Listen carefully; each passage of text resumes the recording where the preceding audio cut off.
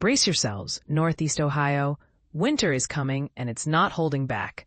According to Fox 8's 2025 to 2026 winter weather outlook, we're in for another bone-chilling season. But here's the twist. This year, the snow might just bury us. But here's when it gets controversial. While last winter left us shivering with surprisingly little snow, this year's forecast hints at a dramatic shift. Why? Meteorologist Scott Sabol breaks it down, and it all starts with La Niña. La Niña, characterized by cooler-than-normal ocean temperatures in the tropical Pacific, is expected to stick around this winter. Sabol notes it's weaker than past events, but its presence is key. And this is the part most people miss. When La Niña is weak, other tropical and polar forces step in, paving the way for colder temperatures and more frequent snowstorms across the northern U.S. It's like a weather domino effect, and we're right in its path. But La Niña isn't the only player in this winter's drama. Several other factors are shaping the forecast.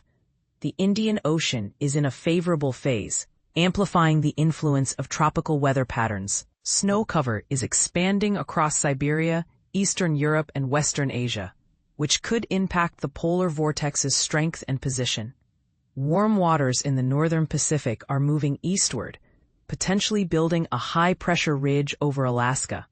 The polar vortex, a major driver of Arctic air outbreaks, will dictate how much cold air dips south. Here's the bold part. While last winter was unusually cold but snow-starved, this year's setup suggests a colder season with significantly more snowfall. Think 50 to 55 inches outside the snowbelt, a stark contrast to last year's meager 34 inches at Cleveland Hopkins Airport.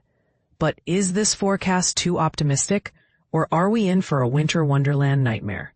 Let's dive deeper.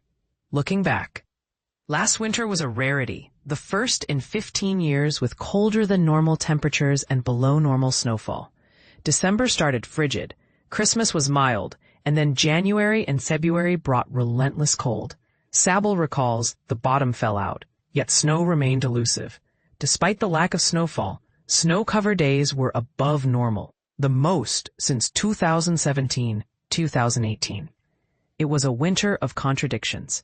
This year, however, the stage is set for a different story. Sabol predicts colder than normal conditions from late December through February, with January and February bearing the brunt of the chill. But unlike last year, the storm track is expected to be more active, bringing frequent lake-effect snow events and wetter snows. With La Niña's clipper systems, we'll see a higher probability of snowfall, Sabol explains. It'll feel very similar to last winter, but with more snow to shovel. Now, here's the question. Are we ready for a winter that's not just cold, but also snowy? And more importantly, does this forecast align with what you've experienced in recent years? Share your thoughts in the comments. Let's debate whether this winter will be a snowy spectacle or just another chilly letdown.